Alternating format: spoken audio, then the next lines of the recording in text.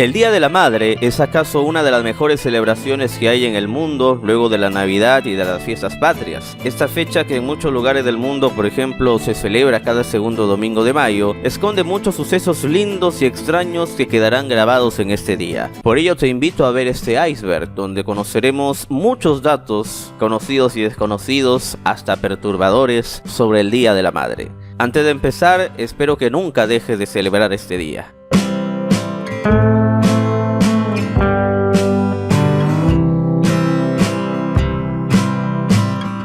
El origen del Día de las Madres se remonta hacia la época del Imperio egipcio, cuando se le rendían honores a la diosa Isis, quien era considerada la madre de los faraones y protectora de sus habitantes. En la cultura griega, en cambio, se honraba a la diosa Rea. A ella se le atribuían los dones de la maternidad y la fertilidad. En Roma, Cibeles era la diosa madre. La fiesta que se celebraba en su honor fue denominada la Hilaria. Se realizaba el 15 de marzo con una duración de 3 días. En 1908, en Estados Unidos, Anne-Marie Hayes luchó por la idea de tener un día que se honrase a las madres. Tomó como inspiración a su madre, Anne Hayes, quien había sido un gran ejemplo para ella. Anne-Marie propuso la fecha como el segundo domingo de mayo. Con la creación de la celebración se pretendía afianzar los lazos familiares y el respeto hacia las figuras paternas. En 1914 se aprobó oficialmente el Día de las Madres, declarándose fiesta nacional por el Congreso de los Estados Unidos y por el presidente Woodrow Wilson. Más tarde, alrededor de 40 países adoptaron la fecha del Día de las Madres como el segundo domingo de mayo. Al igual que mayo es el mes de las flores, podríamos decir que es también el mes de las madres. La mayoría de los países celebran durante el mes de mayo esta festividad. Así sucede en el caso de España, festejándose el primer domingo de mayo. Al igual que España, estos otros países lo celebran el mismo día: Hungría, Portugal, Sudáfrica y Lituania. En México, por ejemplo, se celebra en un día fijo, el cual son todos los 10 de mayo. A la vez que también lo hacen varios países centroamericanos. En otros países de Europa, como en Francia, se celebra el último domingo de mayo. En parte de África y Asia las fechas coinciden con el Día de la Primavera, el 21 de marzo, y en Argentina el tercer domingo de octubre. El origen de esta fecha está basada en una festividad de la Iglesia Católica. En 1931 el Papa Pío XI dedicó el día 11 de octubre a la Divina Maternidad de María, como recuerdo de que 1500 años, en 431, el Concilio de Efeso había proclamado a María la verdadera Madre de Cristo. A partir de esta celebración, en Argentina se eligió que el domingo posterior o anterior a esta fecha se festeje el Día de la Madre. Con el correr de los años se estableció que sea siempre el tercer domingo de octubre.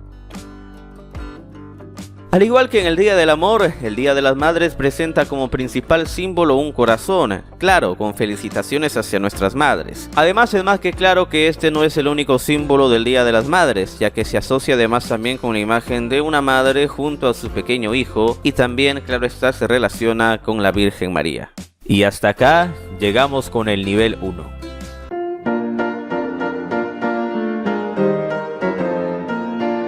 Es común que en este día los hijos se porten más que excelente con sus madres, escribiéndole cartas, haciéndole una manualidad, agasajándola con comida en los mejores restaurantes, llevarla de viaje, comprándole cosas de tecnología, entre muchas cosas más. Lo cierto es que cada mami sentirá cada regalo como algo muy especial. ¿Quién no ha escuchado esto en algún momento? Y pues la frase tiene mucho que ver con el punto antes mencionado, ya que los hijos, en especial ya mayores y quizá con algo de trasfondo, solo aparecen y se portan excelente por el Día de las Madres, siendo muy despreocupados el resto del año, solo para quedar bien y subir una fotito a sus redes y nada más. Sin importar el día, a cada madre siempre se le debe hacer sentir especial, pues es la persona quien nos enseña casi todo en nuestra vida y a pesar de los años, siempre seremos sus bebés. En todos los colegios del mundo siempre se hacen estas celebraciones previo al Día de las Madres. Claro que lo más resaltante de ello es cómo los más pequeños rinden homenaje a las madres con algún poema, una obra de teatro que nos deja una gran enseñanza, un espectáculo musical, entre otros, haciendo pasar una excelente tarde o noche a las madres. En las celebraciones escolares para el Día de la Madre, lo más esperado es cuando se sortea la canasta de víveres, que es de gran ayuda y utilidad para el día a día de un hogar. Los colegios tienden por lo menos a preparar de 2 a 3 canastas, además de regalos, y claro, no todas las madres pueden llevarse esta canasta. Esto llena de emoción a las madres, quienes esperan con mucha ansiedad y nerviosismo este momento, y de acuerdo a un sorteo, la ganadora finalmente es aplaudida por todas. Felizmente soy uno de los privilegiados que al menos su madre se llevó la canasta en algún grado donde yo estaba en el colegio. ¿También tú pasaste por lo mismo? ¿Logró tu madre llevarse alguna canasta? Te leeré en los comentarios. Como cada celebración, las empresas más influyentes de cada país tienden a ofrecer promociones con descuentos o regalos por el Día de las Madres, todo esto vigente durante todo el mes de mayo, al cual se le denomina también como el mes de las madres. Estas estrategias generan con el tiempo una gran fidelidad entre clientes y consumidores, ya que la confianza brindada queda en el subconsciente, queriendo que esto se repita cada vez más. Y hasta acá, culminamos con el nivel 2.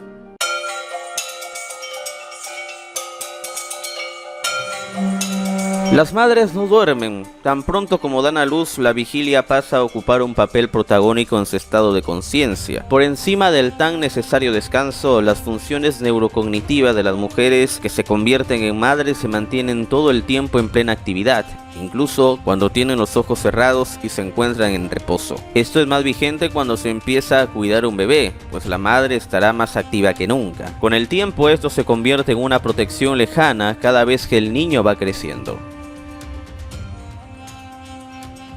No existe amor más incondicional que el que puede dar una madre a su hijo, y esto es algo que no se aplica solo al mundo de los humanos. Efectivamente, las mamás de otras especies también se desviven por sus cachorros, llegando incluso a sacrificar su salud con tal de que sus crías salgan adelante y puedan sobrevivir por sí mismas el día de mañana. Comentaremos algo breve sobre algunas especies. Por ejemplo, el oso polar. En esta especie, para la osa polar, la época de cría suele darse en invierno, y sabiendo esto, las mamás del oso polar empiezan a sobrealimentarse para llegar a pesar por lo menos 200 kilos más de peso. ¿Cuál es la razón? Durante los 4 meses posteriores al parto no pueden salir para nada de su guarida, y así seguirá hasta que los osesnos empiecen a salir con la mamá oso a cazar. Esta especie de ayuno voluntario es vital para los cachorros. Su piel es tan fina al nacer que si no contasen con el abrigo de su madre, morirían por las bajas temperaturas. Otro caso llamativo es de la madre pulpo. En caso de las madres pulpos, la naturaleza es extremadamente dura con ellas. Ya hemos hablado antes del caso de los osos polares, pero en este caso es mucho más triste. Cuando empieza el periodo de incubación, la madre pulpo literalmente no se mueve de su sitio con tal de permanecer con sus huevos. El motivo es que estos son un alimento especialmente codiciado por otros depredadores. Durante este tiempo que la madre no se mueve, tampoco pueden alimentarse y deben permanecer en su sitio hasta que los huevos empiecen a eclosionar. Si viven en aguas poco profundas, pueden llegar a sobrevivir. Están entre 3 y 5 meses con los huevos, pero si se trata de aguas muy profundas, puede estar hasta 50 meses esperando a que eclosionen, y casi siempre la madre muere de inanición. Sin embargo, es la única forma de que sus crías salgan adelante, sacrificándose ella misma para proteger su descendencia.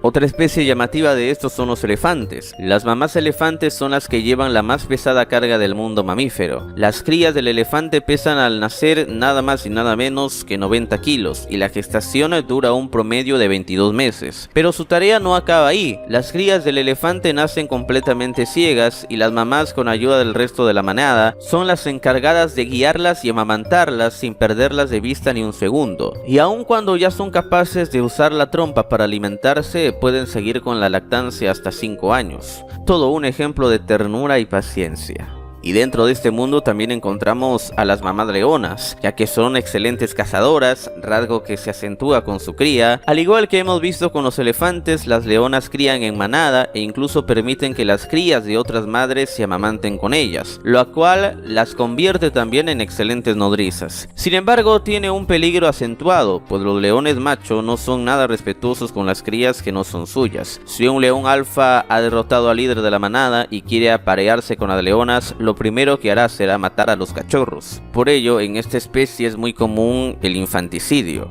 Así pues, la leona se convierte en toda una estratega, buscando el mejor lugar para ocultar a sus cachorros y después ya los presenta a la manada pasada las 8 semanas. Durante este periodo caza para los bebés y los cambia de lugar aproximadamente cada 2 semanas. Pero volviendo a una vida más terrenal, también tenemos a los perros. Las mamás en el mundo canino son muy cariñosas y sobreprotectoras, tanto así que incluso aunque amen con locura a su dueño, pueden llegarse a ponerse agresivas con él con tal de proteger a su camada. En el caso de los perros, las mamás están con sus crías durante aproximadamente 4 meses, dándoles de amamantar y sin separarse de ellos. Es más, si consideran que están estresadas, pueden cambiar a los cachorros de sitio que se considere mejor para proteger a sus pequeños. Sin embargo, hay un aspecto curioso a considerar respecto a las perras, y es que se han dado ocasiones en que abandonan a su prole, tienen comportamiento aletargado y hasta pueden llegar a matar a uno o varios cachorros. Pero ¿por qué se realizan estos actos? Por escandaloso que nos parezca, el hecho de que una madre mata a sus crías no es algo extraño dentro del mundo animal. El motivo suele ser que considera que la cría es débil o no puede amamantarla, con lo cual tiende a apartarla o asfixiarla con su cuerpo. También puede darse el cansancio postparto, motivo por el cual muchas veces la madre abandona a los cachorros. Así que si vemos este comportamiento en nuestra mascota, habría que acudir al veterinario para asegurarnos que todo esté bien. Salvando estos puntos, las perras son tranquilas y protectoras, incluso cuando alguna cría intenta salirse del nido, ella lo vuelve a poner en su sitio para que no se aventure antes de tiempo. Tanto es así que hasta llegan a repeler al macho para que no se acerque a ellas. Y si hay perros, también hay gatos, y las gatas no difieren mucho de los perros en cuanto al comportamiento a la hora del parto. Buscan siempre el lugar idóneo para amamantar a sus crías lejos de las miradas curiosas. Por otro lado, destacaremos que las gatas son extremadamente agresivas cuando ven a alguien acercarse a sus crías, sobre todo con gatos macho, aunque hayan convivido con ellos. La razón, una vez más, es la protección. La mamá gato mueve a los gatitos con mucha frecuencia de su sitio, algo que tienen en común con las leonas, salvaguardándolas de otras especies, incluidos los humanos. Es su principal objetivo hasta que puedan valerse los cachorros por sí mismos. No hay edad para una madre soltera y esto se debe a distintas razones. Sin embargo, la más popular en nuestros días se asocia al abandono de padres irresponsables quienes dejaron embarazadas a muchas mujeres sin hacerse responsables de sus actos. Lamentablemente, quienes sufren mucho más de esto son los hijos, quienes sufren de inestabilidad familiar pues no tienen bien desarrollada la figura paterna. En otros casos, la ley actúa a favor de estas madres, obligando al padre a pasar una pensión que de acuerdo a las necesidades de la madre y la familia suelen variar. Queda demostrado que formar una familia no es solo cosa de sexo. El punto mencionado antes se asocia a este concepto, ya que un huérfano es alguien que ha perdido a sus padres con algunos años encima, o por otra parte, muy lamentable claro, es que perdieron a sus padres sin ni siquiera conocerlos, es decir, murieron durante el parto, en especial, claro está, la madre, a quien siempre se pone en riesgo al momento de tan laboriosa situación, haciendo que el padre sea quien cría a los hijos. Diversos casos nos dan a conocer que luego de la pérdida del padre o de la madre, el niño es abandonado, yendo a varar a un orfanato donde no siempre reciben un trato tan bueno que digamos. Se trata de un término que se usa para definir a una madre que siente que puede ser mala debido a las elecciones o actitudes que hace ante sus hijos o hijas, lo que acaba generando sentimientos de egoísmo y culpa, ya sea por no saber cómo responder o tratar a sus hijos o sentir agotamiento. Existen muchos casos en que las madres pueden sentirse frustradas. En la mayoría de casos no existen ni buenas ni malas madres o malos padres, solo comportamientos que pueden ser peores o mejores para nuestros hijos. De hecho, cuando nos referimos a una actitud propia de mala madre o mal padre, nos referimos a aquellas palabras, reglas o castigos que pueden llegar a dejar un impacto negativo en los niños y niñas. Y hasta acá concluimos el nivel 3.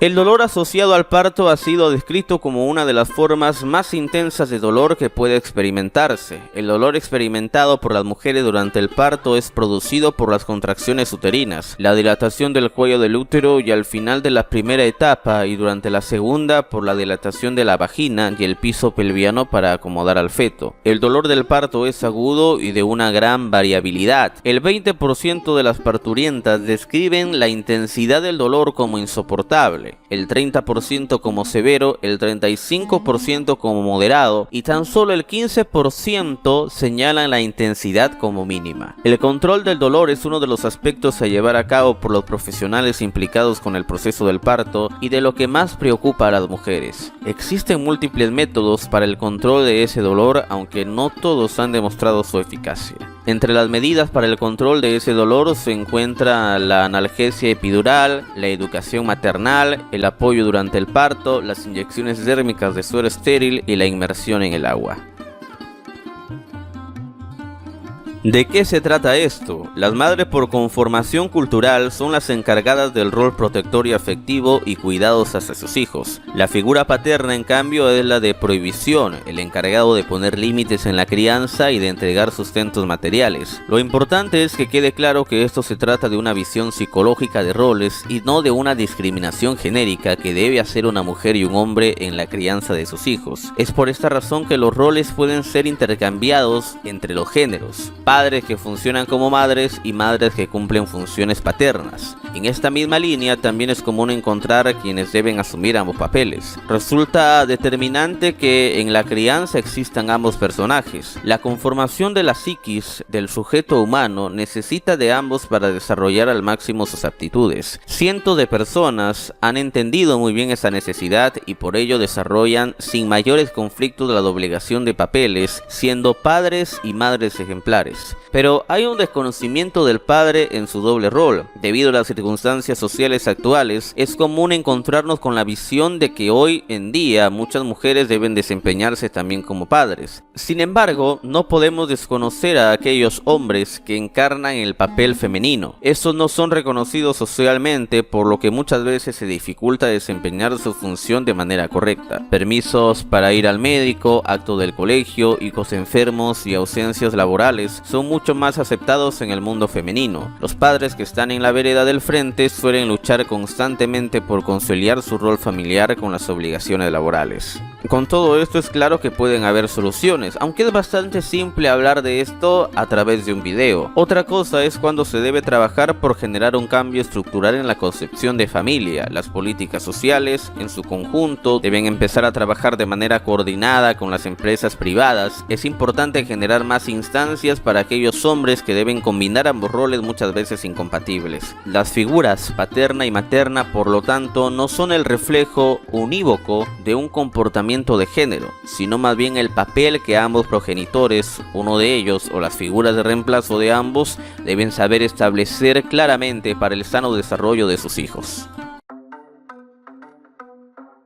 El embarazo dura alrededor de 280 días, entre 37 y 42 semanas. Habitualmente se hablaba de 280 días por medirse en meses lunares. El promedio de duración de un ciclo menstrual, 28 días por 10 meses. Suelen darse errores de cálculo sobre el inicio del embarazo, ya que la fecha de la última regla no es la más exacta, sino que se sitúa unos 14 días después. De ahí que hablemos que un embarazo normal dure entre 37 y 42 semanas. El embarazo es un periodo de adaptación a una nueva situación en la que se producen cambios psicológicos, además de que el cuerpo de la mujer experimenta una profunda transformación física, ya que debe acoger la formación y el crecimiento de un bebé en su interior. La mayoría de estos cambios no generan molestias y se revierten tras el embarazo. A lo mejor los más llamativos sean los cambios psicológicos, como los cambios de humor. En los primeros meses es normal que la mujer sufra de esto y se sienta a menudo irritada sin que aparentemente exista una razón. Esto se debe tanto a los cambios hormonales típicos de esta etapa, que aumentan la sensibilidad de una mujer, como a las preocupaciones respecto a la evolución del embarazo y a la salud de su bebé, que suelen surgir durante el primer trimestre. Durante el segundo trimestre se experimenta generalmente un momento de mayor tranquilidad. Es en este periodo cuando la mayoría de preguntas ya han sido respondidas y el bebé ya es un feto. No se está formando, sino que está creciendo. Se notan los movimientos del bebé y desaparecen muchos síntomas como náuseas o los vómitos. Son momentos de conexión entre madre e hijo. Emociones negativas también están, como miedo o ansiedad. Durante el primer trimestre, la cercanía del parto puede reavivar las preocupaciones y temores por la salud del bebé y por la capacidad para cuidarlo adecuadamente. Al tiempo que la embarazada comienza a sentirse más impaciente por conocerle, es importante manifestar estas preocupaciones y preguntar tanto como sea necesario. En ocasiones puede darse también un estado de ánimo depresivo en la mujer embarazada. No obstante, los anteriores sentimientos dependen de factores como la personalidad de la madre y las circunstancias de su embarazo. Por último, los cambios en su cuerpo pueden conducir a una menor autoestima, sobre todo en el tercer trimestre, ya que no se siente tan atractiva como antes o siente el miedo de no volver a ser la misma tras el parto. Todo ello, de nuevo, puede intensificar la tristeza y la preocupación. Emociones positivas como la alegría, el orgullo y la ilusión son frecuentes desde el momento en que se conoce el embarazo. El aborto es un procedimiento médico que pone fin al embarazo. Es una necesidad básica de atención de la salud para millones de mujeres, niñas u otras personas que pueden quedarse embarazadas. Claro está, sin desearlo. Se calcula que en todo el mundo cada año 1 de cada 4 embarazadas acaba en aborto. Pero aunque la necesidad de someterse a un aborto es común, el acceso a servicios legales y sin riesgos de aborto dista de estar garantizado para quienes puedan necesitarlos. De hecho, el acceso al aborto es uno de los temas más controvertidos en todo el mundo y el acalorado debate que genera está empañado por la desinformación sobre las verdaderas repercusiones de restringir el acceso a ese servicio de salud básico.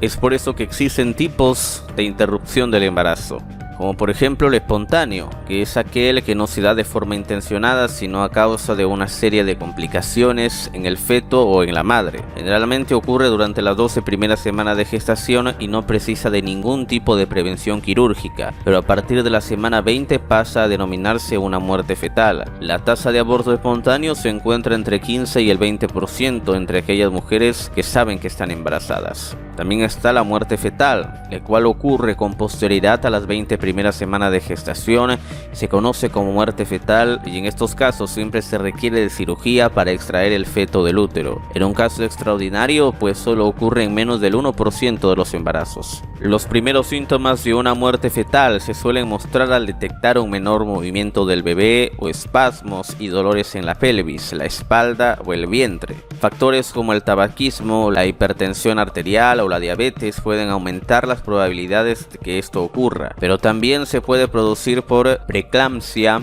y eclampsia, enfermedades infecciosas, anomalías congénitas graves, posmadurez o lupus, entre otras patologías. También tenemos al aborto inducido, el cual es que se realiza por propia voluntad de la mujer. Hay dos formas de la interrupción, como el médico, en el cual se toma un medicamento para llevar a cabo el aborto. Solo se puede hacer durante las 9 primeras semanas de embarazo. El más común es la mifepristona, una hormona que bloquea la progesterona. Este y otros medicamentos se toman durante 3 sesiones en una clínica bajo la supervisión de un médico y pueden surgir varios sangrados vaginales a causa de medicamentos. Otros efectos secundarios de ese tratamiento son cólicos, diarrea o malestar estomacal y en raras ocasiones fiebre alta. El aborto médico tiene una efectividad aproximada del 97%. En el aborto quirúrgico se realiza una cirugía para extraer el feto. Existen 2 métodos frecuentes de aborto quirúrgico por aspiración con vacío manual que se puede hacer durante las 12 primeras semanas de embarazo y consiste en la extracción de todo el tejido que contiene el útero con un instrumento succionador de manera manual y la dilatación y evacuación. Este tipo de aborto quirúrgico se suele practicar tras el primer mes de embarazo, pero siempre antes de la semana 13. Consiste también en la extracción del tejido que reviste el útero, pero se realiza a través de una máquina. En ambos casos se dilata el cuello del útero y se introduce un tubo a través del cual se succiona todo aquello a eliminar para completar el aborto. Tras esta operación pueden surgir algunos sangrados así como cólicos menstruales. La efectividad del aborto quirúrgico es cerca al 100%.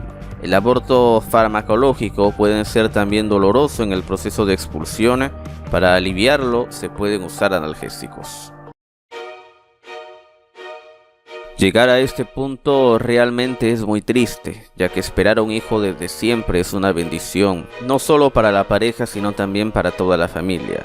Lamentablemente no todos los niños que se forman en el vientre de la madre terminan naciendo por diversos motivos, ya sean naturales, inducidos y otros fallecen al momento del parto. Las consecuencias a esto parecen ser irreparables, ya que la tristeza y la añoranza suelen desmotivar a la pareja para tener otro hijo en el futuro. Otros casos que se relacionan con las muertes de las madres al momento del parto, ya que por el dolor y medicamentos a veces no se resiste ese proceso y terminan pereciendo dejando al bebé huérfano. Por ello, es recomendable tomar todas las medidas necesarias al momento de la planeación familiar. Sin embargo, la vida termina siendo incierta muchas veces.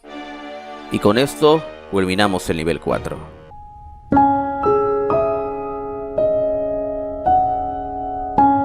El complejo de Edipo es un término que utilizó Sigmund Freud en su teoría de los estadios de desarrollo psicosexual para describir el sentimiento de deseo de un niño por su madre y el odio hacia su padre. Este odio se debe a que el niño percibe que su padre es un competidor por conseguir el cariño de la madre y expresa sus sentimientos en forma de enojos, rabietas y comportamientos de desobediencia. Freud afirma que los niños varones experimentan deseos sexuales hacia sus madres y ven a sus padres como rivales, por lo que temen ser castrados, proceso que se resulta en el complejo de Edipo. Más tarde los niños se identifican con sus padres y reprimen estos sentimientos hacia sus madres para dejar atrás esta fase. La correcta asimilación de esta etapa tiene como consecuencia la madurez de la identidad sexual. Esta historia ocurrió en Michigan, en Estados Unidos.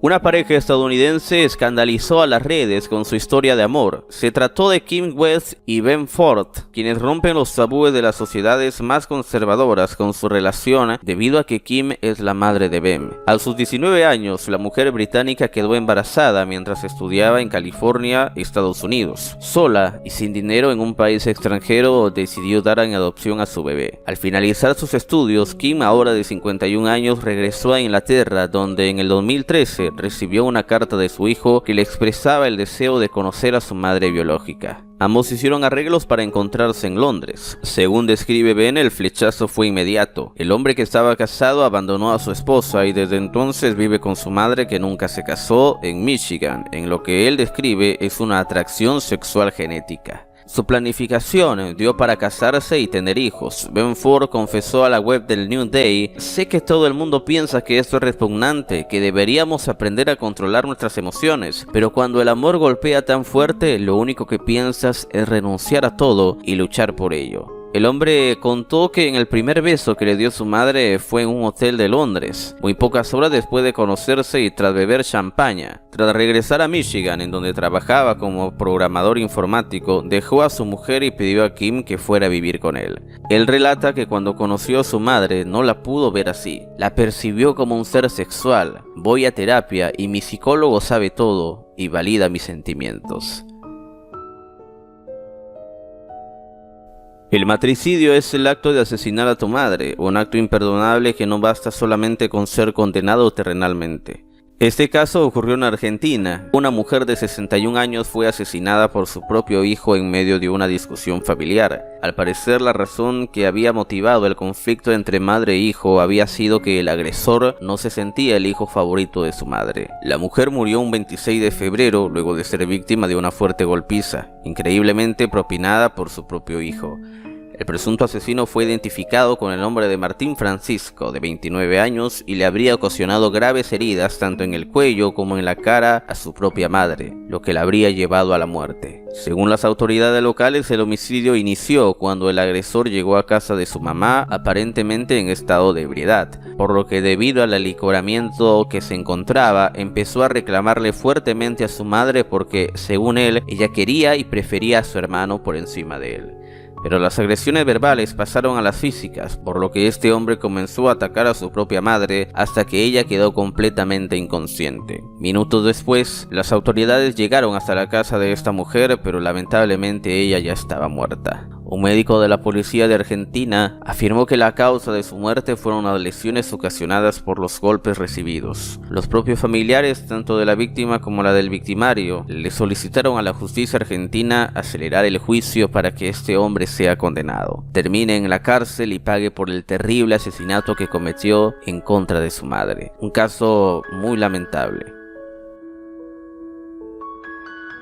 El filicida es quien toma la vida de sus hijos sin importar ser padre o madre. Este acto, al igual que el anterior, es muy terrible de creer que en realidad sucede en el mundo. Te contaré 3 historias. Una mujer asesinó a sus 6 hijos al arrojarlos a un pozo al oeste de India, concretamente en el estado de Maharashtra. Esta situación ocurrió después que la mujer mantuviera una fuerte discusión con su marido. De acuerdo con el Times de India, los cuerpos de los niños fueron retirados del pozo alrededor de las 10 de la noche y fueron enviados a un centro de salud para elaborar la autopsia. No se sabe cuáles han sido los motivos por los que se ha llevado a cabo ese asesinato que conmovió a toda la India. Pero lo que se sabe es que la mujer acababa de discutir con su marido, que tiene problemas de alcoholemia, y posiblemente esto le llevó a tomar esta decisión, de acuerdo a lo que se comentaba con la policía. La mujer de 30 años intentó suicidarse después de llevar a cabo el crimen, algo que si hubiese sucedido antes del 2017 también habría sido un delito, ya que en la India está prohibido suicidarse. El siguiente caso ocurre en Nueva York, donde una madre neoyorquina fue acusada de ahogar en la playa de Coney Island, en el condado de Brooklyn, a sus 3 hijos de 7 años y 4 años de edad, y un bebé de 3 meses. Luego de que la autopsia revelara que es un caso de homicidio, fue rápidamente encarcelada. La acusación contra Erin Merdy, de 30 años, surgió luego de conocer los resultados de las autopsias. A Merdy se le presentaron 9 cargos en total, 3 por cada niño, de asesinato intencional, asesinato con indiferencia depravada y asesinato de una víctima menor de 11 años. Un video de vigilancia que obtuvo la policía muestra a la mujer caminando hacia la playa con sus hijos, 2 varones y una niña, y luego la madre regresando sola. La policía comenzó la búsqueda de los niños y en la madrugada de aquel lunes, tras recibir una llamada de una persona alrededor de la 1:40 de la mañana, diciendo que tenía sospechas de que una mujer familiar suya de unos 30 años podría haber dañado a sus hijos, y más tarde el padre de los niños les dijo que creía que la madre los había llevado a Coney Island. La búsqueda duró 1 hora y media hasta que la mujer apareció en la playa, empapada de agua y descalzada, pero no dio ninguna información sobre el paradero de sus 3 hijos. Más tarde, los niños fueron hallados inconscientes en otro lugar, en la orilla de la playa de Coney Island, y llevados a un hospital cercano donde se informó que ya habían muerto. Merdy fue llevada el mismo lunes a la unidad psiquiátrica de un hospital en Brooklyn. Se conoció además que la mujer había recibido una orden de desalojo de su hogar debido a que no había pagado el alquiler desde el año pasado. La familia de la mujer además comentó que tenía problemas de salud mental y podría haber estado sufriendo de depresión posparto, confirmando esto la misma mujer que confesó que había ahogado a sus hijos.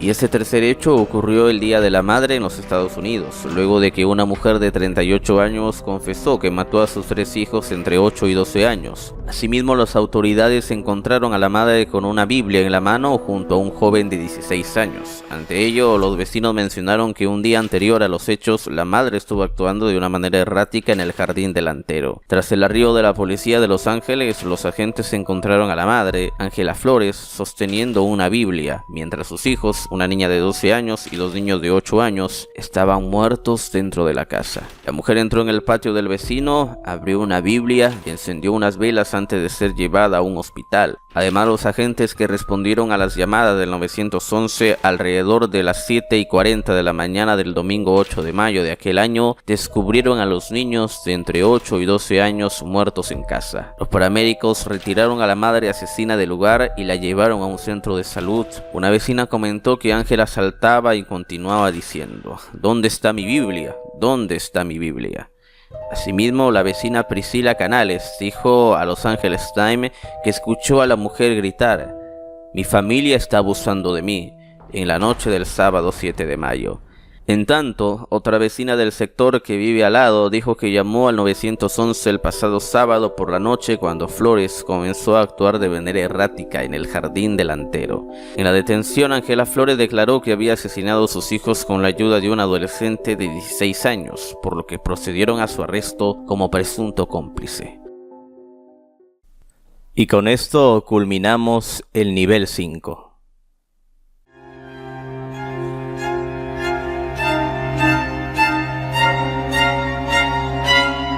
Yo no tenía mucho tiempo de vivir en aquel vecindario.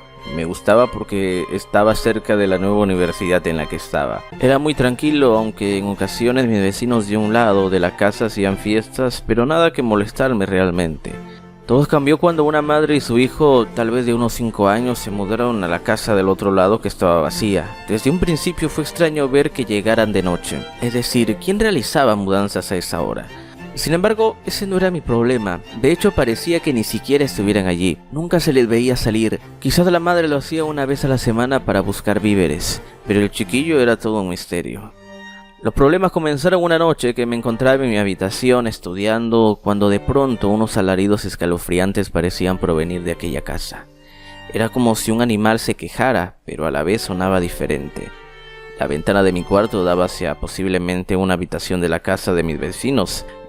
Creo que era un cuarto porque la ventana me quedaba de frente. Así que, molesto y algo asustado por aquellos alaridos, me paré en la ventana para así poder descubrir quién los emitía. Yo no recordaba haber visto ningún perro en el área. Luego de un momento se detuvieron. Me quedé mirando a la ventana de aquella habitación cuando una mano corrió las cortinas que la cubrían y, para mi sorpresa, era el cuarto de aquel pequeño niño. Yo no reaccioné, simplemente lo miraba y él a mí, pero su mirada, aún en la oscuridad de la noche, se notaba que era como si me odiara, como si lo hubiera descubierto. Era claro que estaba muy molesto y volvió a cerrar las cortinas con violencia. Yo llegué a mi escritorio, pero ya no pude seguir estudiando. Preferí tratar de dormir, aunque fue difícil sacarme su mirada de la mente.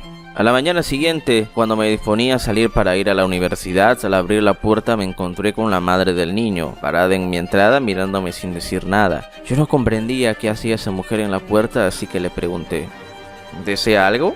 Ella no me respondió, pero seguía mirándome. Mire, señora, voy saliendo, por favor, aléjese de mi entrada. La mujer por fin me dijo algo, pero sus palabras lo único que hicieron fue helar mi sangre. Olvídese de lo que escuchó anoche y no vuelva a espiar a mi hijo por la ventana. Luego de esas palabras se alejó y se internó en su casa. Yo quedé paralizado unos segundos. Lo confieso, estaba muy asustado. De alguna forma sabía que sin querer me estaba involucrando en algo muy raro. Pero me fui a la universidad. En la tarde regresé a casa y apenas entré a mi sala. Esa casa en un principio había sido tan acogedora. De pronto la sentía helada. Había un silencio extraño. Sé que yo vivía solo, pero algo no estaba bien. Estaba cansado. Así que subí a tomar una ducha, pero mientras lo hacía escuché a alguien corriendo y jugando dentro de mi casa. Era como un niño. Estaba seguro de escuchar su risa. Salí rápidamente y recorrí toda la casa, pero no vi a nadie. Luego las risas venían de mi cuarto. Yo estaba muy asustado, por mi cabeza pasaban muchas cosas, ninguna de ellas buena. Al llegar a mi cuarto tampoco vi nada, pero curiosamente mi ventana estaba abierta. Fui y me asomé, y allí se encontraba otra vez esa mujer mirándome desde su patio. Era claro que ella sabía algo. Yo sostenía mi ventana y trataba de parecer valiente ante aquella mujer, pero no me quedó otra opción que cerrar mi ventana y esconderme al percatarme de que mientras su madre me miraba desde abajo, el niño me miraba desde su ventana con la misma mirada de odio. Me metí a la cama rogando que esos dos engendros dejaran de mirarme. Me cubrí con la sábana hasta la cabeza, tratando de esconderme mientras todo mi cuerpo temblaba. Debí haberme quedado dormido porque fui despertado nuevamente por aquellos infernales alaridos. Era tanto mi terror que fui y volví a asomarme por la ventana, a pesar de ya estar advertido. Esta vez las cortinas de la ventana estaban corridas y vi entonces a aquel niño chillando como un animal. Su boca era inmensa. Él no era un animal, no era un humano. Su madre estaba con él en la habitación sosteniendo un gran cuchillo de carnicería. Yo no tenía idea de qué demonios estaba pasando, pero era algo aterrador e infernal. Realmente no estaba preparado para lo siguiente que vería, y es algo que me perseguirá el resto de mi vida. Aquella mujer, utilizando el cuchillo de carnicero, se abrió el cuerpo desde la garganta hacia el estómago, dejando caer todas sus tripas y órganos al suelo sin siquiera expresar dolor al hacerlo, y todo de frente a su hijo que no dejaba de aullar. Mis manos y piernas y todo mi cuerpo temblaba. Mi corazón ni siquiera sabía si todavía estaba allí, pero no importaba porque aquel niño paró de gritar y lentamente se introdujo dentro del cuerpo muerto de su madre.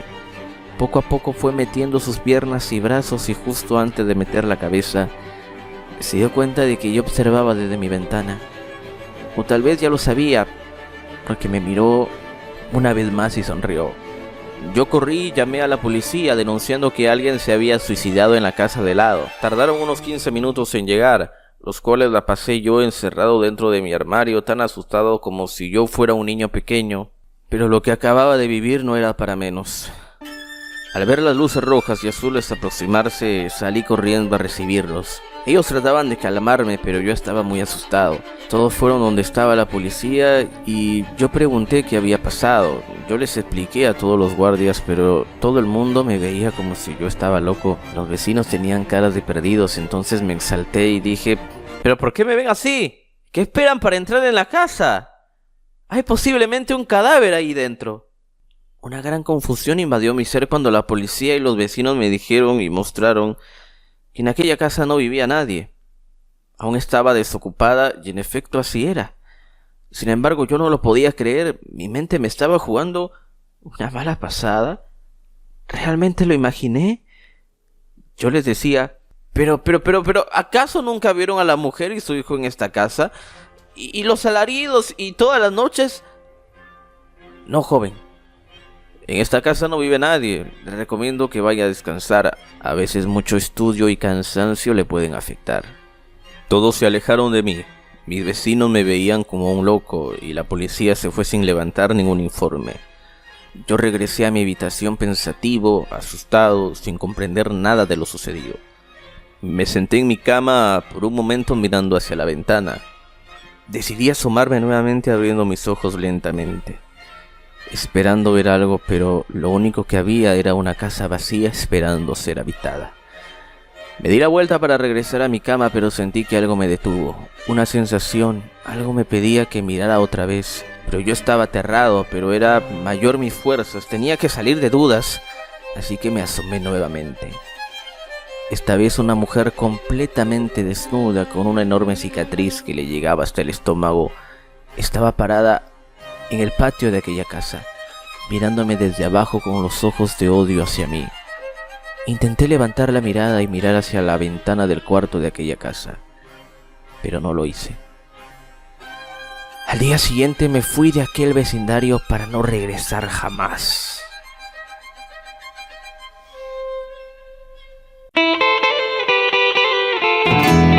Y con esta historia llegamos a la parte final de este iceberg. Espero que hayas llegado hasta acá, y si así ha sido, te mando un fuerte abrazo y sobre todo desearte que pases un bonito día de la madre, si es que estás viendo este video, claro, el mismo segundo domingo de mayo o quizá otra fecha aledaña a esta o cercana.